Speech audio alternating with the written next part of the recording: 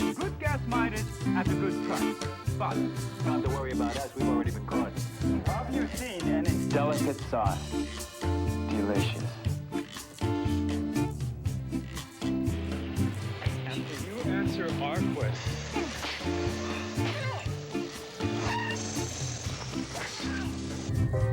Golden Valley, the only microwave. Do you know? Confucius say nuggets of wisdom are never as tasty as these. In the 90s, how did all of this production, start to go into Canada? Now, I'm not talking now, I'm talking about then, okay? Because I was there, okay? I can give you an realistic experience and observation. At that period of time, I didn't want to act anymore, and I was trying to start up a casting site. I told you about it, Talking Headshot, okay? In fact, that reminds me, I should tell you some of those stories. They're pretty funny, and they deal with some of these sites that people are dealing with now. Anyhow, let's do one at a time. I have a tendency to go all over the place, so let's keep me on track. Okay, let's talk about Canada's movie production, taking away some of the production, from, let's say, Los Angeles. Okay. I was starting this casting site. I was also studying with these immersion courses in some of the top cinematography types of training. And at one of them, I met a Canadian, a gaffer, right, on the lighting crew. And his mother is one of the top casting directors in Canada. And I met him out at the workshops in Maine. And I told him and showed him what I was doing with that. And he wanted me to come to Vancouver because of the explosion at that time in, I think it was about 1999 or so, the explosion of shooting and production there for American television and stuff. And movies, and movie of the weeks, American movie, not Canadian, but American. All right. So anyway, I ended up going up there. And his brother, who's just, he's one of my favorite people in the world, Rustin. Okay, he was a computer genius. He is a computer genius. And so he was going to meet me, and we met, and we were working together on this casting site. Anyhow, that's another story. Full of stories. Okay, here we go. I go to Canada for the first time, right?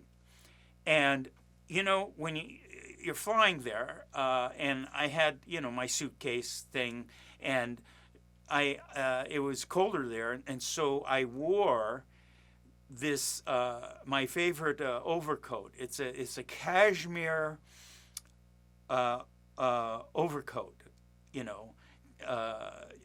like the gangster John Gotti would wear. Okay, it was a beautiful coat. I got it at a discount. It's a $2,000 Italian cashmere. Okay, so I'm not going to put that in the suitcase. So I'm wearing it, and I'm wearing my suit so it doesn't get wrinkled. So this is how I'm going across the Canadian border for the first time. And I'm going to Vancouver, mind you. And at the time, they were having a lot of stress between somebody and Chinese immigrants going into Vancouver. And so I'm going across the border, and you're going through the customs and stuff like that, and they're looking at me, and I think they thought that I was like a godfather of the triad or something. They thought I was the John Gotti of the Chinese triad, okay?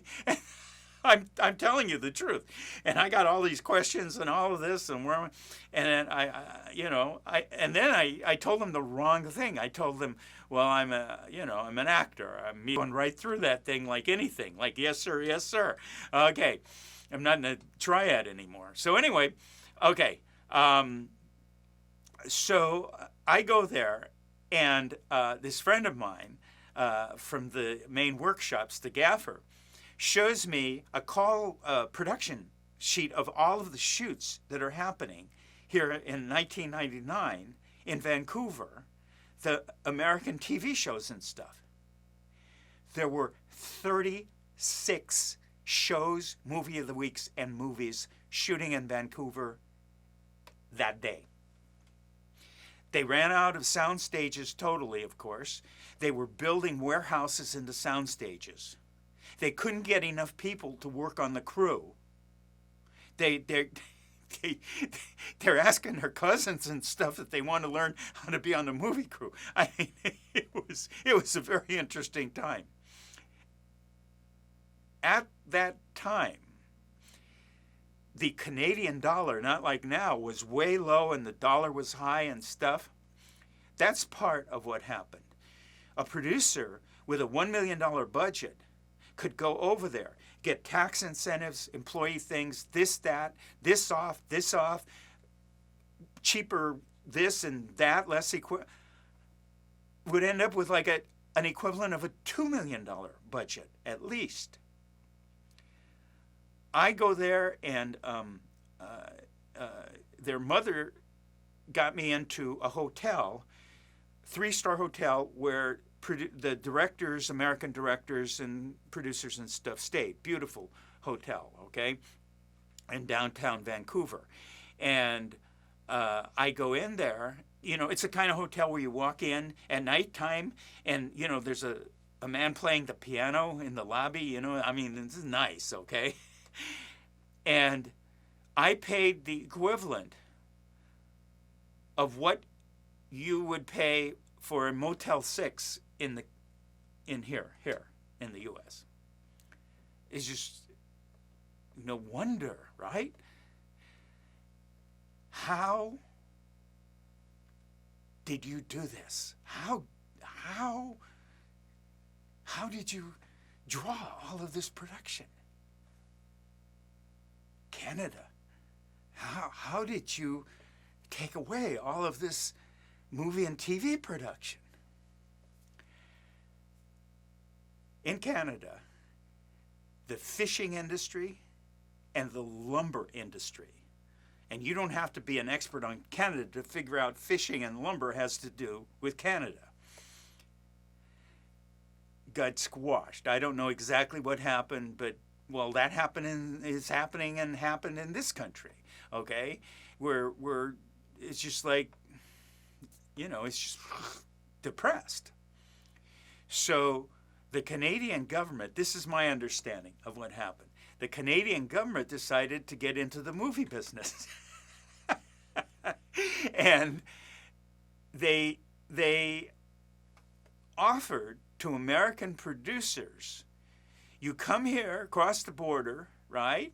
And the people look American, right? The cars look American, everything, right? In fact, at the time, they were shooting Toronto, Canada for Chicago and places like that. And you could watch a Chicago TV show, and if you looked at the license plate, you'd see Ontario license plate, Canada license plates. So anyhow, from the inside, I got this story of it was just an exploding industry. At the time in LA, there were rental casting places. One of them I went to, and I pulled my car over and I said, I'm going to take, it looked like a ghost, it looked like nothing is happening in there. So anyway, and by the way, this has changed a lot, but for this, I'm talking 1999. So they gave all of these incentives, wages, taxes, this, that. They made them an offer they couldn't refuse. Not only that, at the time crossing over, your dollar itself was worth so much more. I don't know what it was, but it could have been as much as double almost in some things. So this is what happened to a lot of the production that used to when I first started in the business, center in this country, particularly in Los Angeles. I went and I talked to the Film Commission of Illinois when I was starting up this site during this time. By the way, they've turned this around, I understand. But at the time, they went from one of the best movie revenue, production revenue years in Illinois and Chicago to the worst it's ever been, right? They lost it to Toronto. So this is just a reality that happened. And how I started off on this tangent was, you might be better off in some other states. You're going to have to research it, starting off and getting experience, getting credits, maybe getting your union card, getting a track record, paying your dues, instead of all this crazy, I want to be a star before I'm older, 2 years or some kind of a thing, all right? I want to be a working actor. You might be better off finding out where they are doing shooting in this country, in the U.S., not Canada, because you can't work as an actor in Canada. They have what's called Canadian content. They just bring the stars in. They just bring the director. They just bring the cinematographer. They bring a few people. Everybody else has to be Canadian. That's why they're doing it. What do you think they're doing this for? So the same thing, okay? I believe in New Mexico, they would give the company is another one. But you need to check this out. I don't keep up on that, okay, at all. So I'm saying realistically, do you have to be in Hollywood to start out? Absolutely not.